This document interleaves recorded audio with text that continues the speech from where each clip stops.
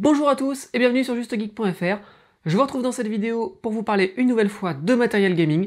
Récemment, je vous ai présenté un clavier mécanique gaming de chez OK, une souris gaming de chez OK, et aujourd'hui, on va s'attaquer au casque gaming de chez OK. Allez, générique, on attaque.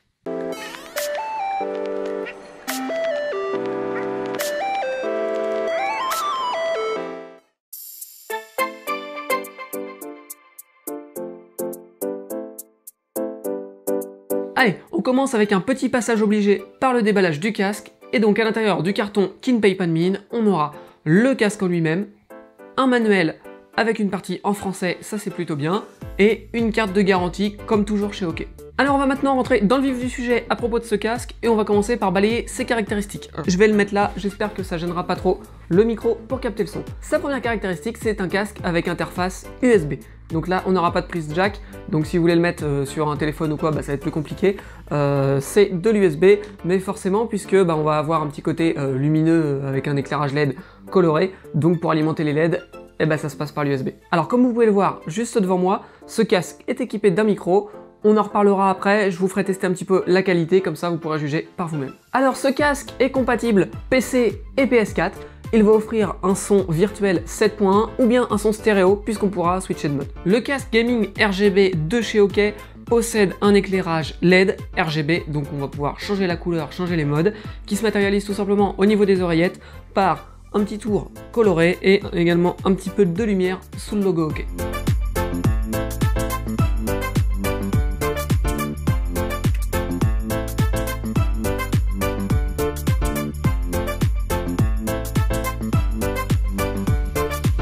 Alors ce casque va fonctionner en plug and play, donc on va pouvoir tout simplement le brancher sur le PC, il est reconnu, il fonctionne. Maintenant, OK propose un petit utilitaire, il recommande donc de le télécharger pour gérer le casque. On reparle de l'utilitaire juste après. Alors le casque embarque deux haut-parleurs de 50 mm, c'est plutôt pas mal, c'est vraiment une bonne taille pour un casque. Ça fait des haut-parleurs assez conséquents. On va pouvoir aller un petit peu plus loin que sur du 40 ou des choses comme ça. Donc voilà, c'est un bon atout je pense pour ce casque d'être équipé de haut-parleurs de 50 mm. Au niveau de son câble, rien à dire, on va avoir 2,20 m de câble, donc on va pouvoir se mettre, même prendre un petit peu de recul par rapport à son PC si besoin, ou par rapport à la PS4 éventuellement aussi si on veut le brancher sur la PS4. Bon après pour ma part, 2,20 m en partant de la PS4, je crois que je suis un peu plus loin que ça quand même de la PS4, donc ça risquerait quand même d'être un petit peu court. Ensuite, on va avoir une petite télécommande sur le câble pour gérer le casque. Donc on n'aura pas de contrôle sur le casque en lui-même, on n'aura aucun bouton, que ce soit pour le volume, pour couper le micro, etc. On retrouvera tout sur la télécommande. Et enfin, pour finir avec sa caractéristique, il a quand même un petit design gaming pas dégueulasse, hein, il a une apparence plutôt sympa. Ce qui me fait marrer, c'est qu'on a un petit logo là, avec un triangle inversé et un espèce de... C'est pas vraiment un arbre, mais on a un petit logo dedans. Personnellement, ça me fait un petit peu penser au logo de Turtle Beach, mais ça n'a rien à voir. Alors on va maintenant un peu rentrer dans le vif du sujet et voir le fonctionnement de ce casque. Comme je vous disais tout à l'heure, c'est un casque qui peut être plug and play. C'est-à-dire que vous n'avez pas besoin de driver, vous n'avez pas besoin de soft, vous pouvez le brancher et il fonctionne. Maintenant, OK recommande d'utiliser le soft qu'ils proposent en libre téléchargement sur leur site. Alors ça déjà, je trouve c'est dommage. Pourquoi ne pas l'avoir inclus dans la boîte ou avoir au moins mis un lien, puisque là en fait on n'a pas vraiment de lien, il faut aller sur le site et puis chercher le soft dans la fiche produit. Je trouve ça un petit peu moyen. Mais bon, comme il n'est pas obligatoire, on peut leur pardonner du coup un petit peu ça. Pour profiter pleinement du son 7.1, de la gestion du micro, etc., on va devoir donc utiliser ce logiciel dont vous voyez quelques captures ici. Et ce soft, il a quand même pas mal de possibilités. On va pouvoir activer et désactiver le son virtuel en 7.1. On va pouvoir couper le micro, utiliser des equalizers, etc. Après, il y a des trucs un petit peu plus farfelus. On va pouvoir par exemple modifier complètement l'effet surround. Et par exemple, au lieu d'avoir l'enceinte, le son de l'enceinte centrale en face, on va pouvoir l'amener sur un côté et totalement faire des choses un petit peu loufoques. Honnêtement, j'en vois pas trop l'intérêt. Regardons un petit peu maintenant la télécommande. On va avoir en premier un bouton volume plus tout en haut, un bouton volume moins juste en dessous. Ça, c'est classique. Ensuite, on aura un troisième bouton qui va nous permettre de gérer l'éclairage. Donc c'est le bouton qui est en ovale. Donc on va pouvoir gérer entre les différents modes d'éclairage, soit un éclairage rouge, soit un éclairage multicolore, soit un éclairage qui change de couleur, enfin voilà. Il y a plusieurs modes et on peut switcher assez facilement. Ensuite, on aura un petit bouton carré, celui-ci, pour venir couper le micro si on veut que le micro ne soit pas actif en permanence. Et enfin, on a un petit bouton ici, le dernier, qui est estampillé 3D, qui permet d'activer ou désactiver la 3D dans le casque. Puisqu'on est dans le fonctionnement du casque, je vais vous faire essayer tout de suite sa qualité audio. À savoir que là, je l'ai branché sur ma tablette Choui, j'ai pas installé les drivers, donc il est vraiment en mode plug and play. Et à partir de maintenant, les sons que vous allez entendre, ce sont les sons pris avec le micro. Donc là, ce que vous entendez, c'est pris directement avec le micro du casque, ok. Il n'y a pas de traitement audio qui sera fait sur cette partie. Si toutefois le son s'avérait un petit peu faiblard, bien évidemment, je vous mettrai un petit peu de boost, et dans ce cas-là, je vous l'écrirai quelque part sur la vidéo, peut-être là, là ou là, on sait pas trop.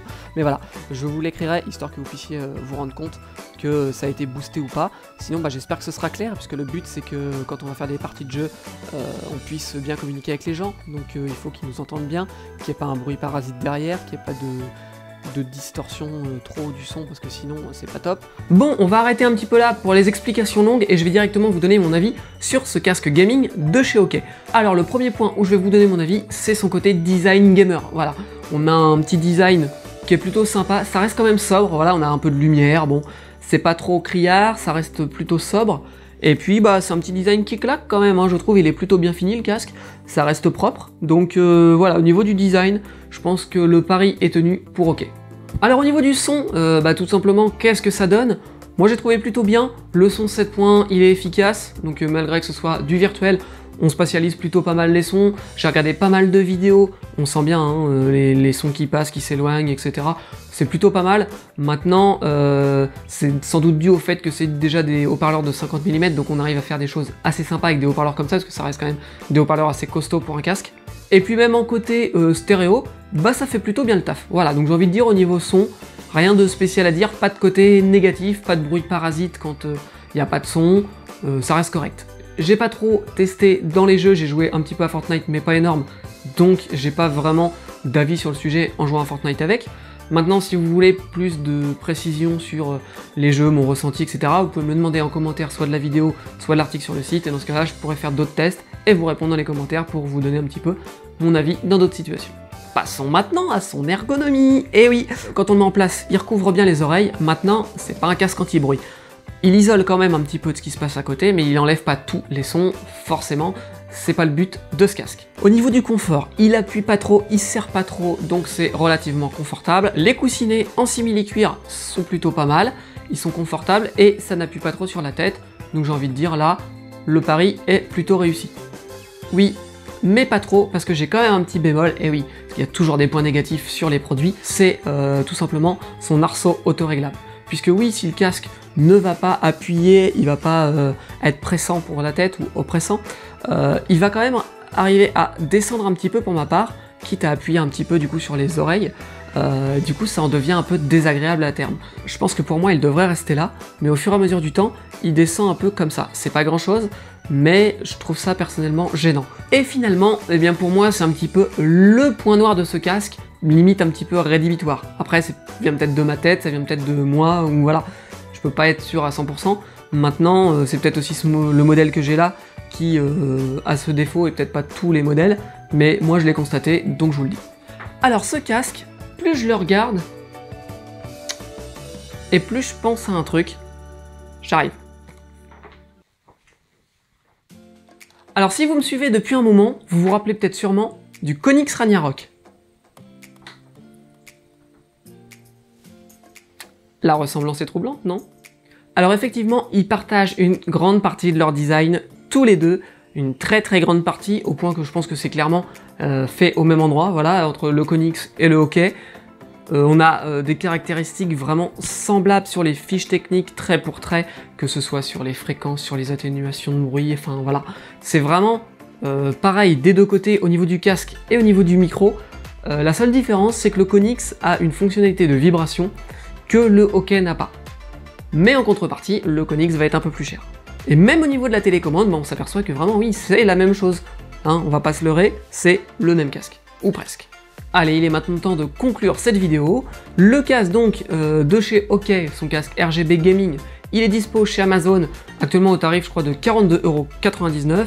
Je vous mets le lien dans la description si ça vous intéresse, je vous mets aussi le lien sur le site si vous accédez à cette vidéo depuis le site justegeek.fr.